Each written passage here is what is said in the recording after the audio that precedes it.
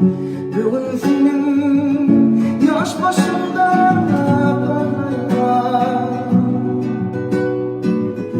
Yigit kalbim çağlayan oynayan.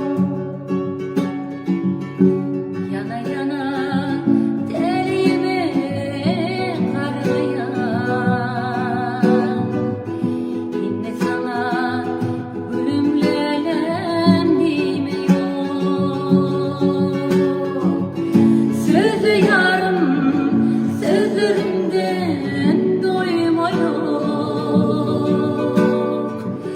Özü yarım özlerinden doyma yok. Şimdi sana ölümlendim yok.